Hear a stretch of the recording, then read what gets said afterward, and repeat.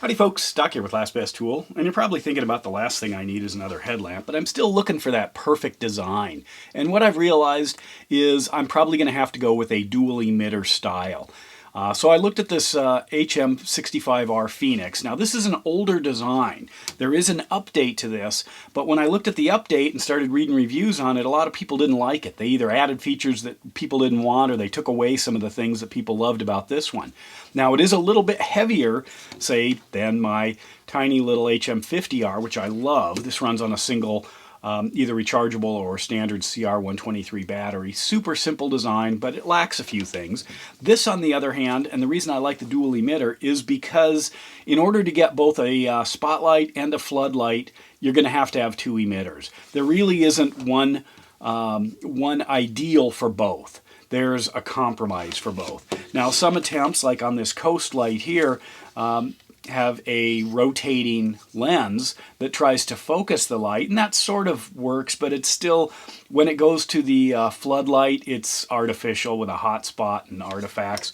I've had a bunch of different Fenix lights. I also wanted something a little more durable. You can see this one's cracked, and one drop on this polycarbonate here and it breaks. You can even see some of the electronics inside there. So obviously a little bit of water is going to kill this if it even still works. Plus the interface. This has a red light. That can be good, but I'd rather have a dedicated red light.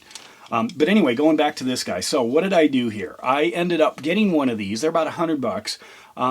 And partially because I don't know how easily they are going to be able to be purchased in the future. Now, I always like to go with the latest technology, but this is only about 5 or 6 years old, and I like the design. I was happy with it. I've had these things for way longer than that, and other Fenix lights, for over a decade. But what I wanted was something that I could easily read a map close up in the darkness. When I turn on a little light. The flood on this has a low end of about 8 lumens, a medium of 130, and a high of 400. The spotlight, on the other hand, has a max of 1,000. They call that turbo, which generally means you don't get much of a runtime, but and then a high of 400, the medium of 130, and a low of 50. Now, if I combine the 400 high here and the 1,000 here, that's where my 1,400 lumens comes from. Of course, the runtime's limited, and it's not going to last, but people want numbers. But anyway, outside, it's just outstanding to be able to choose one or the other, and that's where this simple interface comes in. There are just 2 buttons.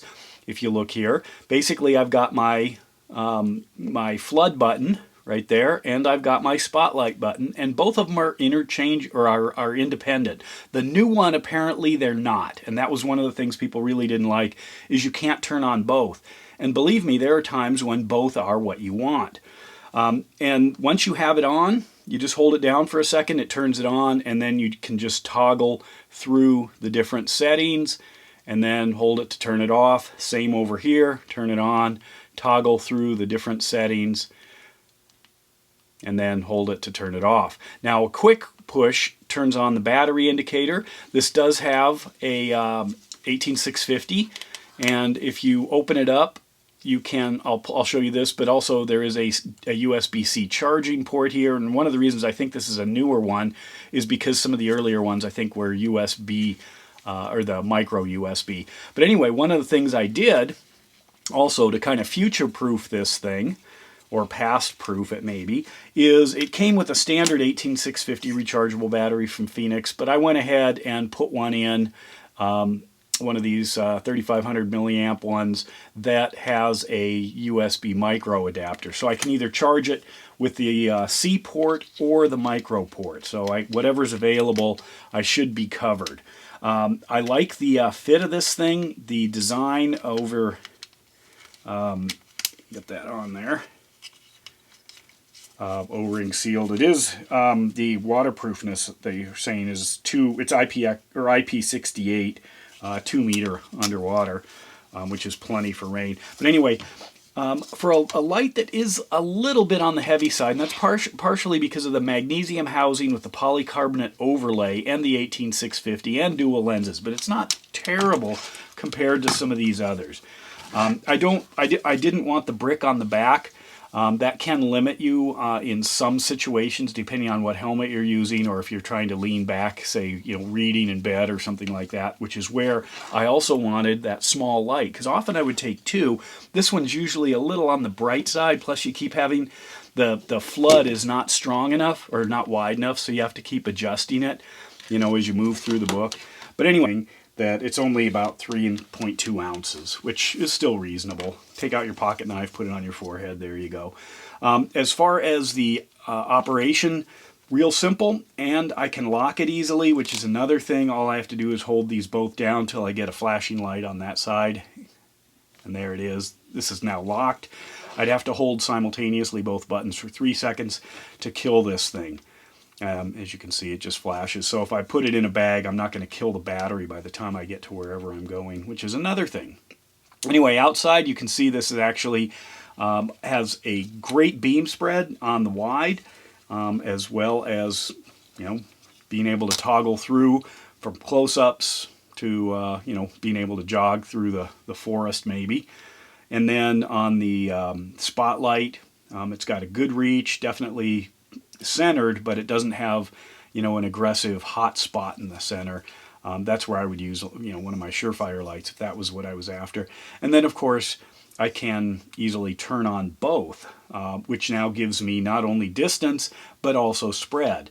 So I've widened the camera out so you can actually see that this has a pretty good peripheral spread on the spotlight. And then of course I can easily use one, both, switch them back and forth, no problem, with gloves on, because all I got to do is get near over here or near over here and push down and it kicks it. It's very easy to hit those. So back on the design, it's a standard headband with the over the head strap. It also has a shroud right here. I'm guessing that's so you can put it on and off without turning it on accidentally maybe, or moving it around, that you can literally grab the headlamp or the headlight to adjust it without putting your fingers on the controls. That's one of the things that does happen. Sometimes the side is really easy to activate with gloves because you just pinch it. It doesn't matter which way this is on. This is always going to be at the top because you can't really put it on upside down.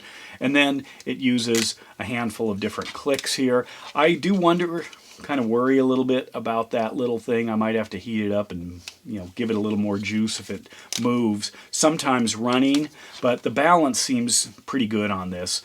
So I don't think it's going to fly forward or anything like some of these do. When they get off-centered and then you step down hard and your light flips down.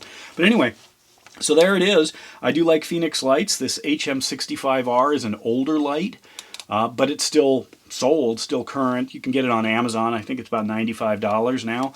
And the new version, there are questions. I think it should be an entirely different light, not a predecessor to this one, because it's a different design and it has different features that I think put it into a different class. Plus they've gone to a really thick, really bright single strap. They've taken this one away.